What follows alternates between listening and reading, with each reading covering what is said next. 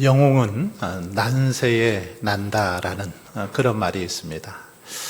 이 말을 바꾸어 말하면 시대가 평안하면 영웅이 나지 않는다, 등장하지 않는다, 이런 말이기도 합니다. 사람들은 모든 것이 풍족하면 기적이나 영웅의 필요성을 느끼지 못합니다. 하지만 우리가 살아가는 삶의 소망이 없고 역사에 어둠이 짙게 이렇게 내리게 되면 그때에는 영웅을 찾아 나서는 것을 볼 수 있습니다. 이 땅에 여러 역사가 이런 사실을 잘 보여주고 있습니다. 이 땅의 역사들을 보면 이런 모습을 우리에게 잘 가르쳐 줍니다. 오늘 본문에 보면 유대 민족의 가장 암울한 역사 속에 혜성처럼 등장하는 한 사람을 볼 수 있습니다. 바로 느헤미야이죠. 느헤미야는 위기의 시대에 정말 어려움에 처한 나라의 영웅이 되어서 무너진 예루살렘 성을 재건하고 또 무너진 영적인 백성들의 그 마음을 다시금 재건하는 그런 모습을 볼 수 있습니다. 여러분, 느헤미야는 어떻게 예루살렘의 그 무너진 성벽을 재건하고 또 백성들의 그 마음을 위로하고 다시금 재건하게 되었을까요? 역사를 보면 이 남유다 왕국은 주전 586년에 BC 586년에 바벨론에 의해서 멸망을 당하게 되죠. 그때 수많은 인재들이 포로로 잡혀갑니다. 바벨론, 그래서 이 제국 전역으로 다 이 포로들이 흩어지게 됩니다. 그러나 땅 위에 영원한 강자는 없는 법이죠. 50년 후인 BC 539년에 바벨론은 새로운 제국인 메데와 페르시아 제국에게 패권을 넘겨주게 됩니다. 느헤미야는 바로 이러한 환경 속에서 바벨론 포로로 이렇게 잡혀간 히브리인 2세가 바로 느헤미야이죠. 히브리인 2세로 페르시아 지역에서 태어난 자가 바로 느헤미야입니다. 페르시아인의 눈으로 볼 때 느헤미야 어떤 사람이었습니까?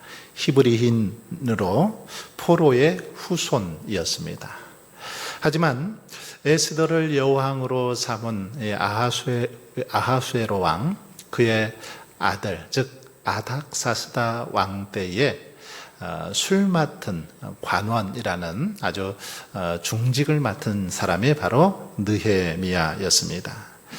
당시 술 맡은 관원장의 위치는 지금의 그 대통령 비서실장 정도 되는 그러한 중직이었습니다.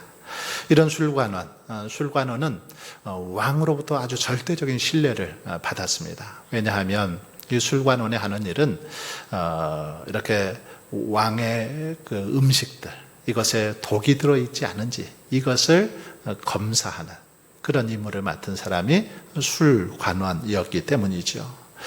그래서 술관원은 왕이 먹는 음식을 다 이렇게 조사했습니다. 그래서 왕이 가는 곳이면 어디든지 동행하고 정말 왕 가까이서 이렇게 왕을 보좌하는 왕의 최측근이고 핵심적인 그런 인물이라고 말할 수 있습니다. 그러니 느헤미야는 이 페르시아 제국 내에서는 나는 새도 떨어뜨릴 수 있다는 그런 최고의 권력자 중에 한 사람이었습니다. 그런데 어느 날 이런 느헤미야에게 삶의 그 전환점이 찾아옵니다. 터닝 포인트가 찾아오죠. 1절에 보시면 아닥사스다 왕 제20년 기슬루월에 수산궁에 있을 때의 일입니다. 이 기슬월이라는 말은 우리나라 달력으로 하면 11월, 12월을 가리킵니다. 그리고 이 수산궁은 페르시아 왕들이 겨울에 거하던 바로 궁전이 페르시아 그 수산궁입니다. 이때 느헤미야는 방금 예루살렘을 탐방하고 돌아온 자신의 형제이죠. 동생 하나니로부터 예루살렘의 이 소식이 궁금해서 이렇게 물어봤더니 아주 정말 슬픈 소식을 접하게 됩니다. 자기 민족이 아주 처참한 소식을 전해 듣게 되죠. 즉 자기 민족들이 큰 환난을 당하고 능욕을 받으며 예루살렘의 성은 허물어지고 성문들이 다 불탔다라는 그런 소식을 전해 듣게 됩니다. 그런데 이 말을 들은 느헤미야의 반응이 본문에 보면 참 놀랍습니다. 4절에 보시면 이렇게 성경은 기록하고 있습니다. 내가 이 말을 듣고 앉아서 울고 수일 동안 슬퍼하며 하늘의 하나님 앞에 금식하며 기도하여. 앞에서 살펴본 것처럼 느헤미야는 페르시아 제국 내에서 이인자라고 할 수 있는 아주 핵심 그런 인물이었습니다. 제국의 고위 관리직이었죠. 그러니 이렇게 일생 이제 편안하게 누리며 살아갈 수 있는 그런 존재였습니다. 조국 땅인 예루살렘 성이 허물어지고 성문이 불탄들 신경 쓰지 않아도 되었죠. 신경을 굳이 쓰지 않아도 되었습니다. 자기만 안전하고 편안하게 살면 되었습니다. 그런데 오늘 본문을 보면 느헤미야는 예루살렘의 그런 참담한 소식을 전해 듣고는 식음을 전폐했다라고 그렇게 말합니다. 식음을 전폐하고 수일 동안 앉아서 울고 금식하며 기도했다라고 그렇게 기록하고 있습니다. 여러분, 느헤미야는 이방 땅에서 자신의 조국과 민족이 사라진 일을 모른 채 성장할 수도 있었습니다. 바로 히브리인 2세로 그렇게 이방 땅에서 살았기 때문에 그럴 수도 있었죠. 하지만 그는 그렇지 않았습니다. 그는 아버지 하가랴와 그리고 조상들로부터 이스라엘의 역사를 어려서부터 잘 공부하고 자라났음이 틀림없습니다. 왜냐하면 이 느헤미야의 이름의 뜻을 보면 알 수 있습니다. 느헤미야라는 이름의 뜻은 하나님이 위로하신다, 이런 뜻을 가지고 있습니다. 하나님이 위로하신다. 아마 느헤미야의 아버지는 아들의 이름을 느헤미야라고 지으면서 하나님께서 분명히 우리 백성들을 위로하실 것이다 라는 소망을 가지고 아마 이 이름을 지었을 것입니다. 전쟁으로 나라가 없어진 슬픔을 하나님이 위로하시고 결국 회복시켜 주실 것이다 라는 그런 소망을 가지고 이 이름을 지었다라는 것입니다. 느헤미야는 아버지 하가랴의 교육으로 140년 전에 일어난 민족의 비극을 이 마음속에 깊이 그렇게 담고 있었습니다.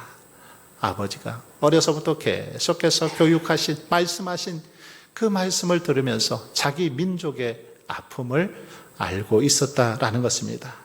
그래서 민족의 정체성을 잃지 않고 살아가다가 예루살렘을 방문하고 돌아온 동생 하나니로부터 예루살렘 성이 무너지고 성문이 불탔다 하는 그 처참한 소식을 듣고는 하나님 앞에 울부짖어 기도하지 않을 수 없었던 것입니다. 그리고 하나님 역시도 예루살렘에서 신음하고 고통받는 유대인들의 그 신음 소리를 들으셨습니다.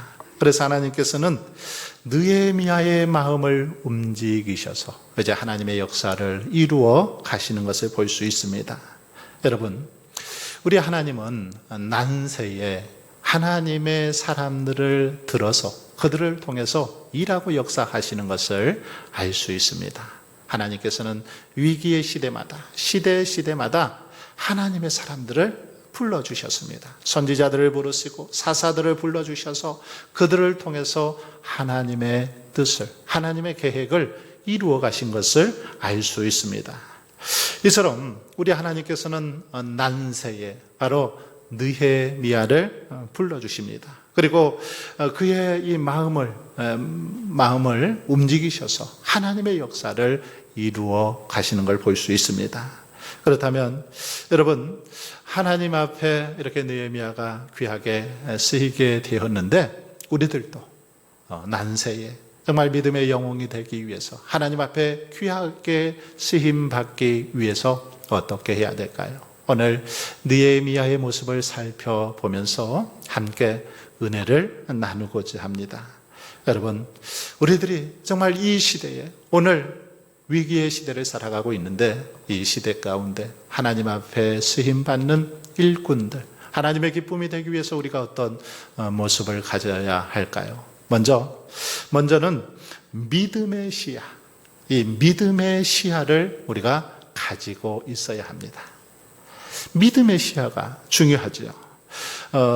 성도들은 어떤 문제가 이렇게 닥칠 때 그 문제에 초점을 맞추기보다는 그 문제 너머에 계시는 하나님을 바라볼 수 있는 믿음의 눈이 있어야 합니다. 그 모든 문제 너머에 문제를 해결하실 수 있는 능력, 하나님을 바라볼 수 있는 시야가 있어야 된다라는 것입니다. 그럴 때 우리는 어려움 속에서도 절망하지 않고 포기하지 않고 낙심하지 않는 것입니다. 당시 페르시아는 조로아스터교가 이렇게 성행을 했는데 여러 민족에게서 혼합된 신들을 숭배하고 있었던 것을 볼 수 있습니다. 그런데 그럼에도 불구하고 느헤미야는 이방신들이 이렇게 가득한, 이방신이 들끓는 페르시아 제국의 한 복판에서도 이방신을 섬기지 않았습니다. 전능하신 하나님을 믿고 섬기며 바라보았던 걸 볼 수 있습니다. 느헤미야는 하늘의 하나님이 조로아스터교의 하나님이 아니라 우리를 창조하시고 사랑하시며 공의와 거룩으로 심판하시는 하나님이요 민족들과 함께 하시는 여호와 하나님이심을 분명하게 고백했습니다. 하나님만이, 전능하신 하나님만이 참 하나님이심을 인정하고 고백했다라는 것입니다. 그리고 하나님은 언약을 지키시는 자, 그들을 축복하신다라는 사실을 믿고 하나님을 바라보며 기도했습니다.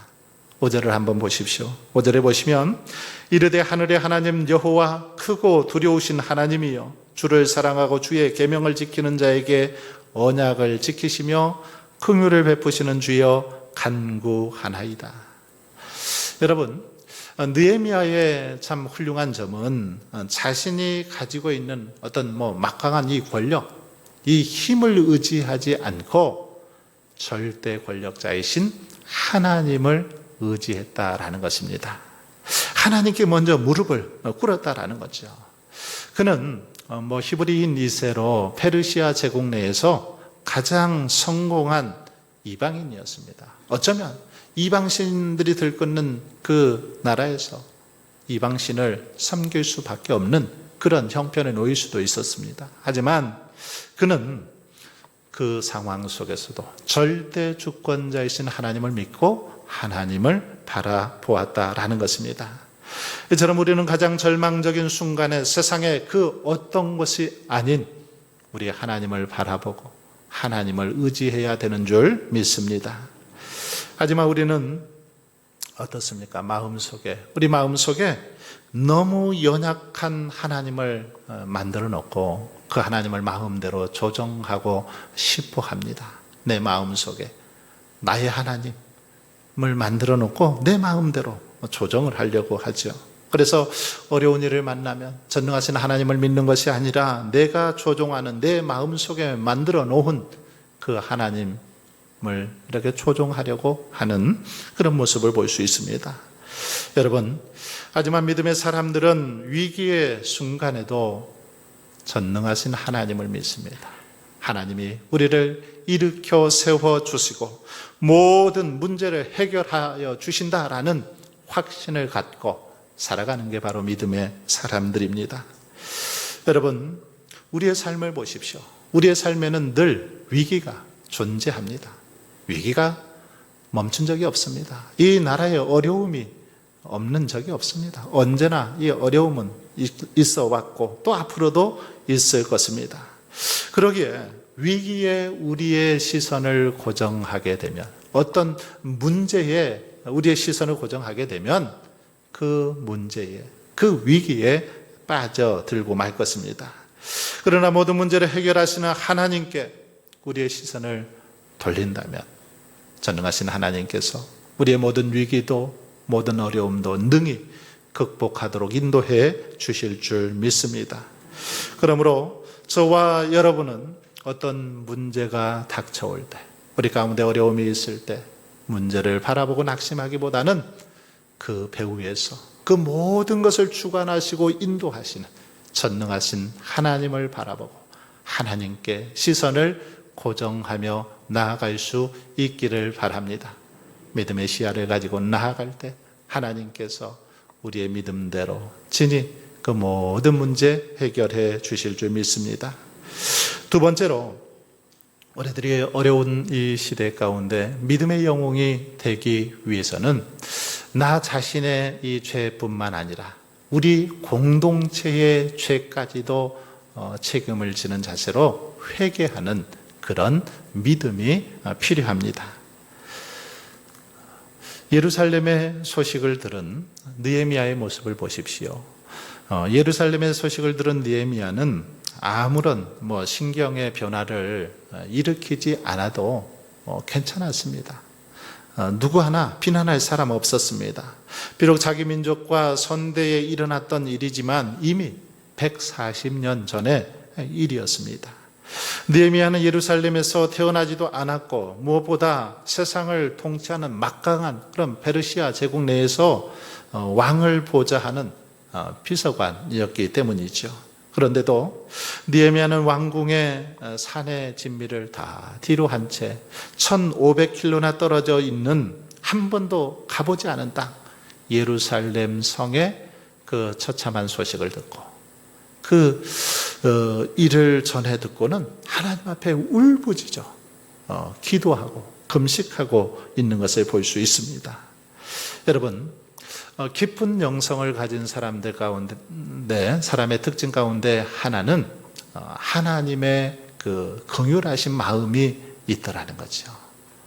영성이 깊은 사람들, 그들은 다 그들 마음속에 하나님의 긍휼의 마음을 품고 있습니다. 즉 다른 사람의 아픔에, 다른 사람의 상처에 공감하는 능력이 있더라는 거죠.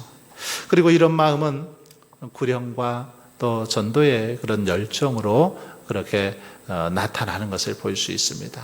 긍휼히 여기는 마음, 그 마음을 가지고 복음을 전하고 주의 사랑을 실천하더라는 거죠.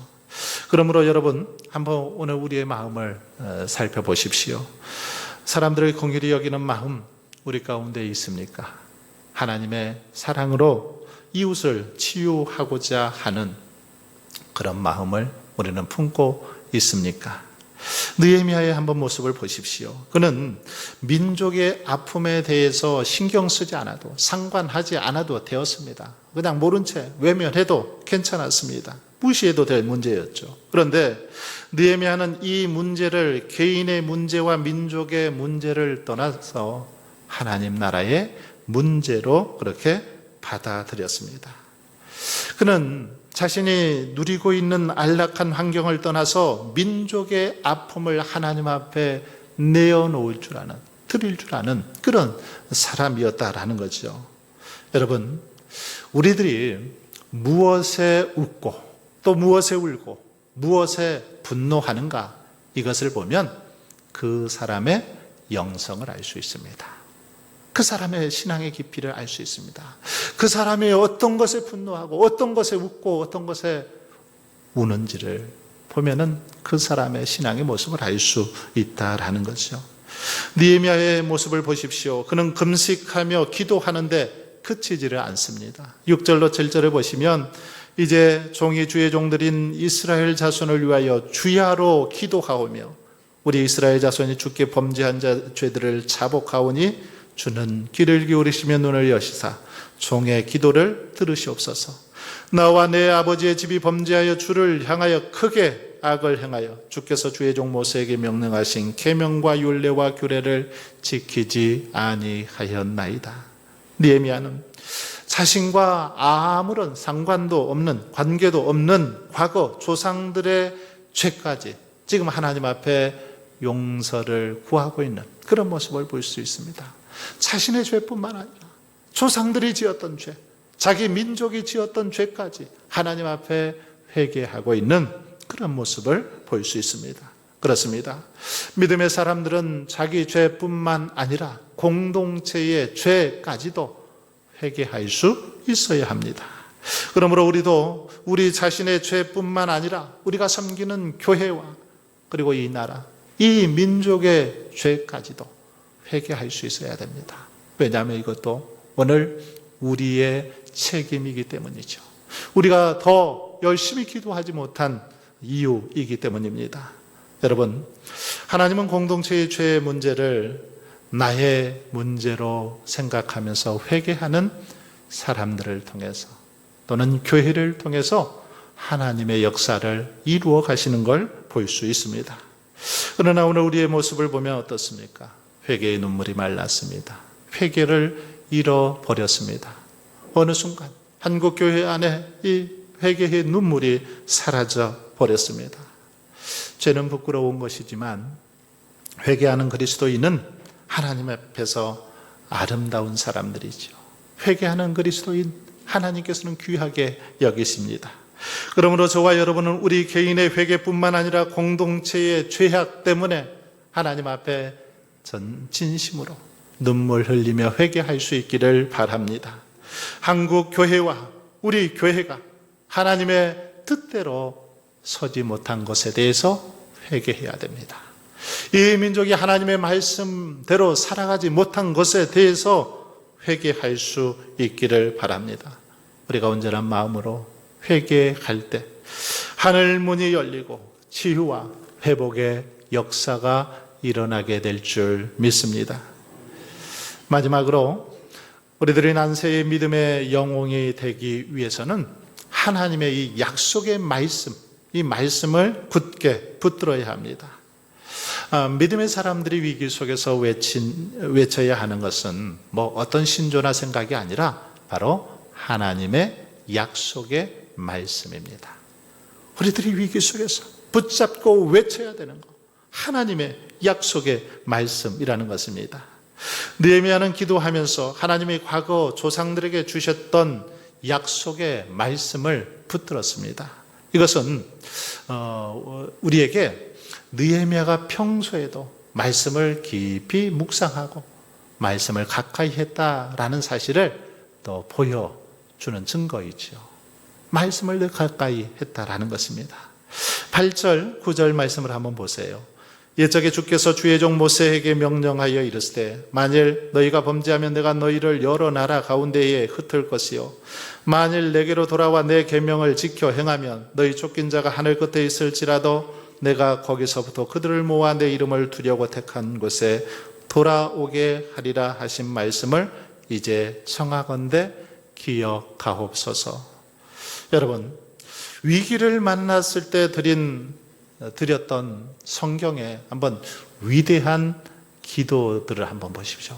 성경에 많은 믿음의 선조들이 위기 상황 속에서, 어려움 속에서 드렸던 기도, 이 기도를 한번 잘 보십시오. 그 기도에는 반드시 이 하나님의 약속의 말씀을 붙잡고 간구하는 그런 모습이 나오는 걸 볼 수 있습니다.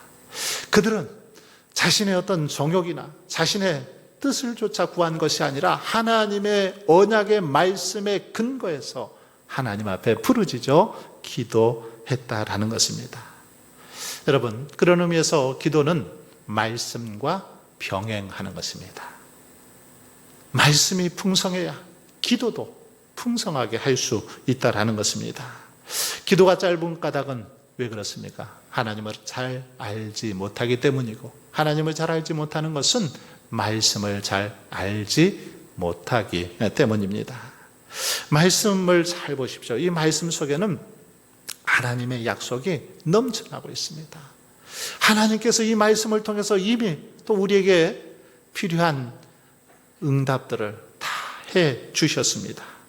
기도는 바로 그 약속의 말씀을 가지고 하나님 앞에 나아가서 그분의 뜻을 구하는 거죠. 하나님의 뜻을 구하는 거. 그렇기 때문에 결코 막연한 것이 아닙니다. 약속의 말씀을 굳게 붙잡고 그 약속의 말씀이 이루어지기를 간절히 기도하는 것, 바른 기도의 모습입니다. 믿음의 사람들은 문제와 위기 속에서 하나님의 말씀을 근거 삼아 하나님께 부르짖어야 된다라는 것입니다. 여러분, 느헤미야를 이렇게 생각해 볼 때 떠오르는 몇 가지 장면이 있습니다. 느헤미야, 어떤 사람입니까? 느헤미야 하면 이렇게 성벽을 재건하는 그런 장면이 떠오르죠. 그리고 사람들을 모으는 장면도 떠오르고 한 손에는 성경, 그리고 한 손에는 칼을 들고 있는 그런 모습도 떠오릅니다. 그러나 사실 이 느헤미야서는 기도의 책이다라고 말할 수 있습니다. 느헤미야서 총 13장으로 되어 있는데 느헤미야의 기도가 무려 12번이나 등장하고 있는 것을 볼 수 있습니다. 기도로 시작해서 기도로 끝나는 책, 바로 느헤미야서입니다.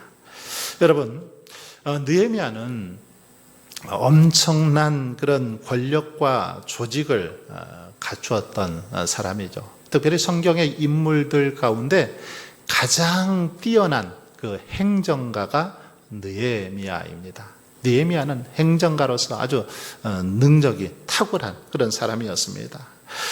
느헤미야서를 보면 그의 치밀한 그 계획들, 행정력을 우리가 발견할 수 있는데, 그런데 중요한 사실은 느헤미야는 이렇게 빈틈없이 이 행정을 처리했는데 이 모든 것들을 기도로 준비하며 했음을 알 수 있습니다.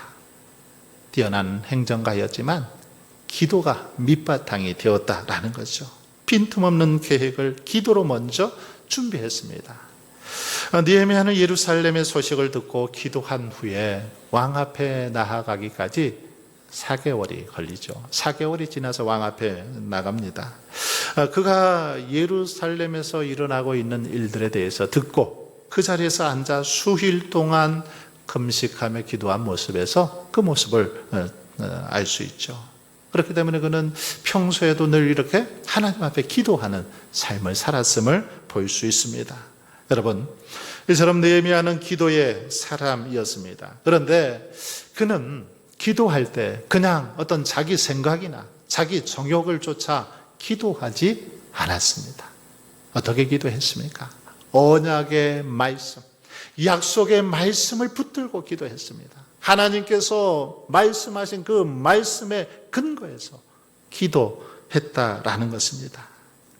철저히 하나님의 말씀의 근거에서 그 약속의 말씀을 붙들고 간절히 그렇게 기도했습니다. 옛적의 조상들에게 약속하신 말씀을 주장하며 기도했습니다. 우리 조상들에게 만일 하나님께로 돌아와 하나님의 계명을 지켜 행하면 너희 쫓긴 자가 하늘 끝에 있을지라도 하나님께서 거기서부터 모아 택한 곳에 돌아오게 하리라고 하신 그 말씀, 이 말씀을 기억해 달라, 그러면서 그렇게 기도하고 있는 것을 볼 수 있습니다. 그러니 어떻습니까? 하나님께서도 꼼짝할 수 없습니다. 하나님께서 하신 말씀의 근거에서 기도하니 하나님께서 응답하시지 않을 수 없었던 거죠. 그럴 때 마침내 하나님께서는 약속하신 대로 느헤미야의 기도를 들어주셨고 그를 통해서 백성들을 위로하고 무너진 예루살렘 성을 재건하게 되었던 것을 볼 수 있습니다. 사랑하는 성도 여러분, 오늘 우리가 살아가고 있는 이 시대는 어느 때보다도 느헤미야의 리더십과 또 기도가 필요한 그런 시대입니다. 예배가 무너지고 기도가 무너져 내렸습니다. 코로나 이후에 한국교회 예배가 많이 무너졌습니다. 기도가 무너졌습니다. 교회 공동체가 힘을 잃어버리고 지도자들의 리더십이 무너져 가고 있습니다. 바로 이런 시대야말로 하나님의 사람들과 믿음의 용사들이 다시금 용기 있게 일어날 때인 줄 믿습니다. 바라기는 느헤미야처럼 정말 하나님의 이제 부르심에 반응하여 저와 여러분이 다시 일어서실 수 있기를 바랍니다. 그래서 무너진 이 나라와 민족, 한국 교회를 위해서 무너진 우리의 예배와 우리의 기도를 위해서, 영성을 위해서 기도하며 나아갈 수 있기를 바랍니다. 그래서 오늘 이 시대에 정말 하나님께서 귀하게 쓰시는 믿음의 영웅들이 다 되실 수 있기를 주님의 이름으로 축원합니다.